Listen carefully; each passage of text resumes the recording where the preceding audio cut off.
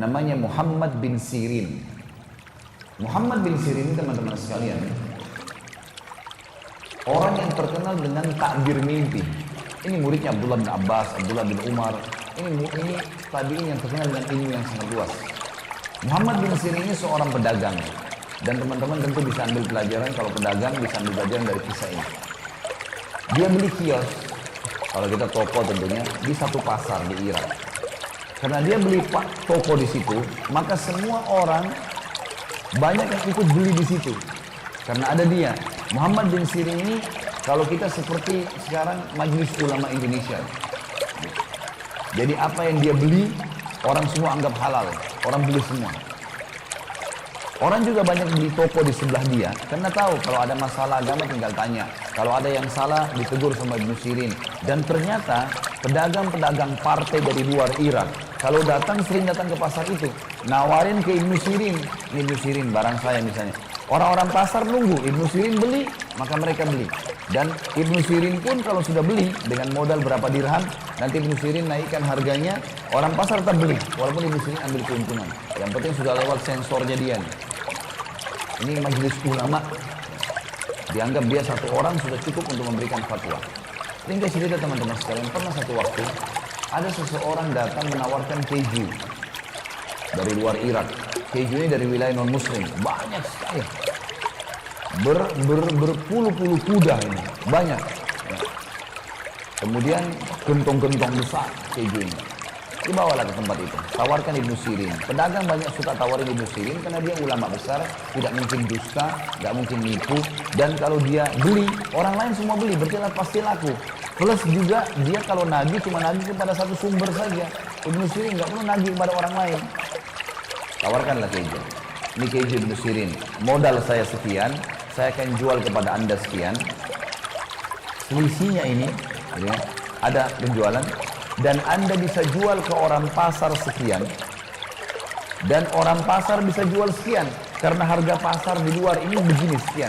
Mereka masih punya untung semuanya. Selisih antara harga dia dengan harga yang dia akan jual nanti, itu bisa untung sekitar 40.000 dirham waktu itu. Kurang lebih ratusan juta lah kalau kita sekarang rupiah ya. Ini untung langsung, cash. Orang-orang pasar semua pada ngumpul di situ. Nunggu, Ibnu Sirin beli, kita beli nih. Keju makanan pokok orang.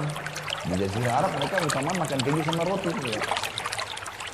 Maka Ibnu Sirin pertanyaan pertama teman-teman sekalian adalah, halalkah kejumu ini? Pertanyaan pertama itu, halalkah kejumu? Karena Allah suruh kita makan yang halal. Halalkah kejumu ini? Maka dia bilang, Ibnu Sirin, kata pedagang ini, keju, susu dikeringkan, kasih garam, jadi keju. Apa masalahnya? Kata Ibnu Sirin, tidak demi Allah. Keju orang-orang non-muslim itu bisa dicampur dengan lemak-lemak hewan yang haram. Babi lah, anjing lah, atau apalah. Gak bisa. Kalau kamu sebagai seorang muslim berani bersumpah atas nama Allah menjamin buat saya ini halal, saya pegang perkataanmu dan kau tanggung jawab depan Allah hari kiamat, saya beli semuanya. Kata orang itu, saya nggak berani jamin. Ini sumpah atas nama Allah, lalu dituntut hari kiamat. Kan nggak gampang. Kata Ibnu Sirin, demi Allah saya nggak jadi beli.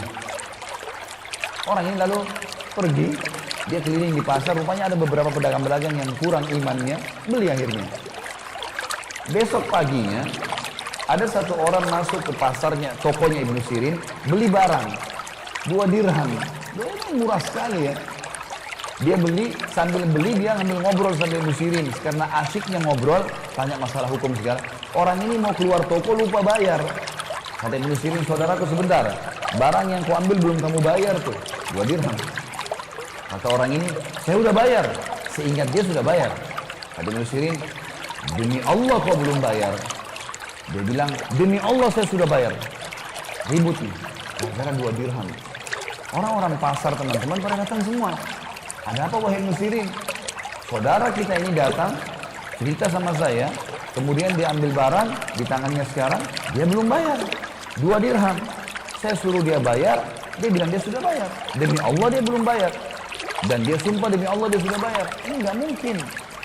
Lalu kata Ibnu Sirin, hai saudaraku, kepada orang yang beli barang, kembalikan barang itu di tempatnya, atau kau bayar 2 dirham. Orang ini karena malu, orang-orang pasar pada datang semua, dibayar 2 dirham, murah sekali ya. Murah nih, dikasihlah. Setelah orang semua pergi, orang itu pergi, orang-orang pasar tanya, wahai Ibnu Sirin, ini saksi bahasan kita. Wahai Ibnu Sirin, kami nggak bisa berpikir, nggak bisa nangkap ini, nggak connect nih. Kemarin Anda menolak 40.000 dirham karena syubhat. Nggak jelas halal atau haram. Anda tinggalkan 40.000 dirham, ratusan juta. Sekarang Anda bersumpah atas nama Allah untuk 2 dirham. Nggak connect, gimana caranya? Berikan kami pemahaman. Kata Ibnu Sirin, iya demi Allah, saya akan bersumpah atas nama Allah atas 2 dirham itu. Karena saya tahu dia belum bayar. Berarti dia akan makan sesuatu yang haram. Dan Allah akan hukum saya karena saya tahu dia belum bayar. Serta dia juga akan dihukum sama Allah karena makan yang haram. Tidak penting keuntungan bagi Ibnu Sirin. 40.000 dirham haram, syubhat. 2 dirham tadi menjadi masalah. Maka harus saya ingatkan. Masalah sederhana ya. Tapi lihat bagaimana orang yang sudah mengenal Tuhannya teman-teman. Dia hati-hati sekali. Kejadian yang kedua, beberapa hari kemudian datang seorang pedagang madu ke tempat Ibnu Sirin. Madu ini teman-teman dibawain satu gentong besar, 250 kilo madu. Dibawa, mungkin berlipat ganda dari besarnya meja ini. Datang tawarin Ibnu Sirin, saya ada madu. Kebetulan Ibnu Sirin waktu itu baru belanja untuk tokonya. Sudah penuh tokonya ini dengan barang-barang. Maka yang terjadi teman-teman sekalian, Ibnu Sirin, orang ini bilang, Ibnu Sirin saya punya madu, belilah. Kata Ibnu Sirin saya nggak ada duit sekarang, cash nggak ada. Toko saya baru penuhin, lihat aja penuh barang-barangnya.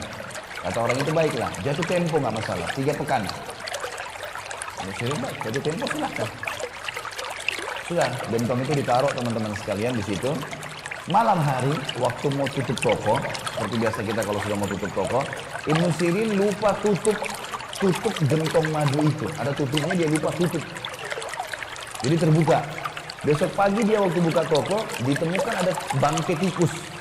Ada tikus kecil rupanya, masuk ke madu itu, melengket, nggak bisa keluar, mati. Di atas madu itu. Gentongnya besar sekali ya, 250 kilo. Tikusnya kecil, mati di situ. Ibnu Sirin teman-teman waktu masuk ke toko, kemudian lihat tikus itu, kira-kira kalau anda menjadi Ibnu Sirin, apa yang dibuat dengan madu itu?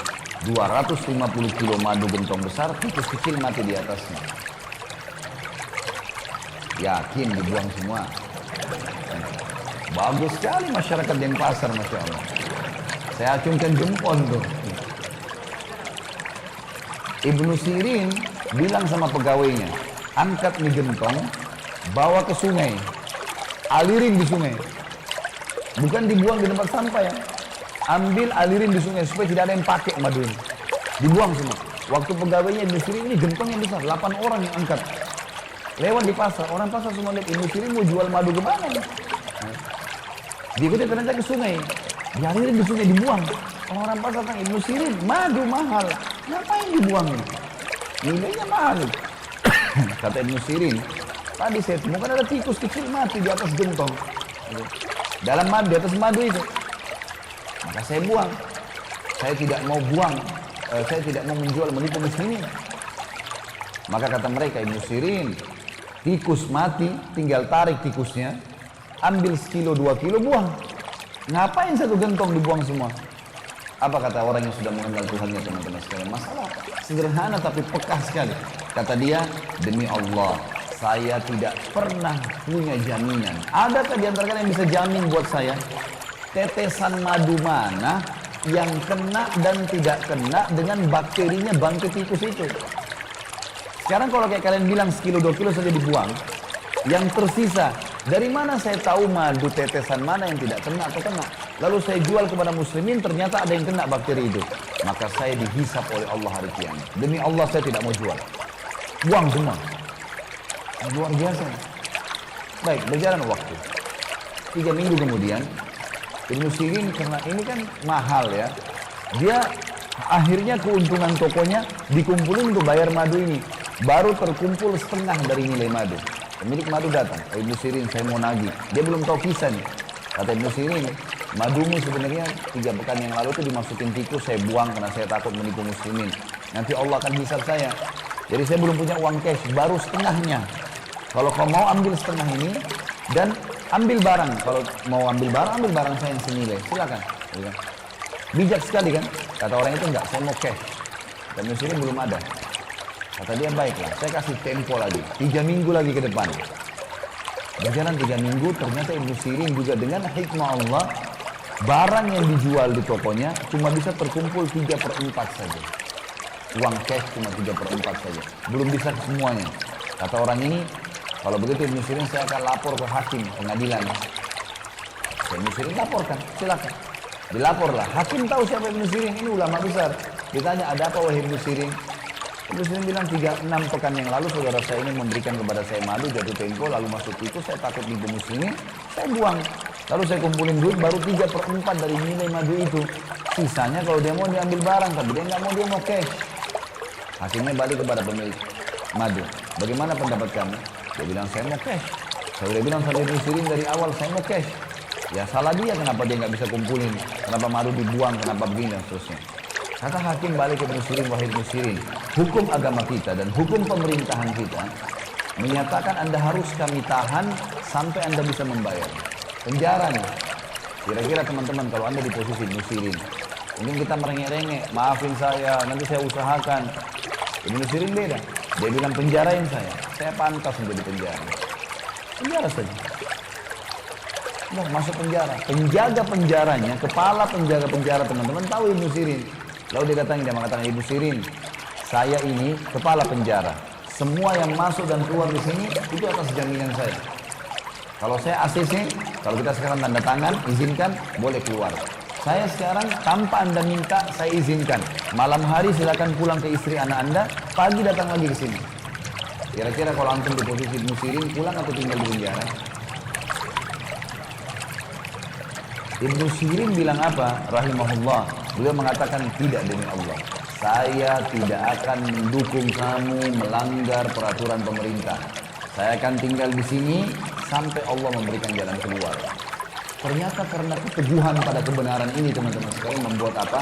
Tersebar berita satu Irak, Ibnu Sirin lagi hadapin masalah. Masyarakat Muslim kumpulin duit. Mau bantu Ibnu Sirin nih.